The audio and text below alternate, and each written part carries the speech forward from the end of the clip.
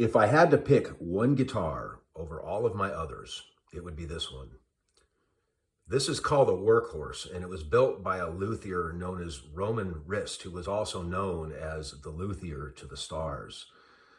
Some of the people he did work for back in the day, Van Morrison's guitar player, he built a guitar for the guitar player from the Commodores, and he was involved in the shop that built the Slash Appetite for Destruction Les Paul. Basically, the way he configured this is he wanted something that was just basic, and he didn't really think guitar players needed anything more than this. And I jumped at the chance to have a guitar made by him, and it was an unusual process. I had to go to his shop twice. The first time he said, okay, bring your favorite guitar of all time. Doesn't matter if it's acoustic, electric, whatever, just bring it.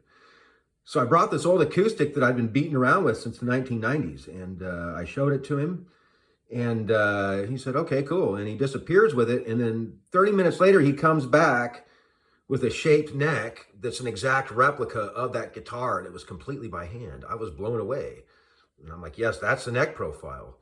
So I left, and it took him 2 years to finish this guitar. He never did anything by CNC or any of that. It was all pretty much by hand. I mean, he had a jig, a router, and a drill, but all the sanding and everything else, yeah, it was hand. This thing's finished in true oil. It's Honduran mahogany. The bridge is a PRS wraparound. That pickup was made by WB Pickups. It was one of the last pickups he made before he went under. It's overwound, and it's perfect for this guitar. I would take this guitar over any of my Fenders, over any of the guitars I've built.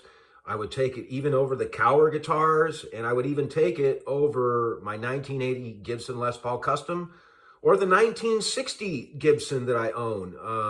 Sonically, it's comparable, but unlike that, it's not just this invaluable heirloom that I got to obsess over. So more times often or not, this one gets the nod, and it's really unusual because, you know, obviously, this thing isn't blingy and flashy like the rest of them, but it just sonically and from a playability perspective is just right there. I mean, it's even at the point where casual strangers or people I've been in bands with are just, you know, they remark on this one guitar. It's like, dude, there's something special about this guitar, and I agree with them. And it's my ride or die. It wasn't like that when I first got it, but over the years I've warmed to it. An ex calls it cocoa butter. And it's a good name for this guitar, and I don't know. It's I never expected to have this as my one-itis, but you never know. And at the end of the day, if it's a must-play gig, this one is getting the nod.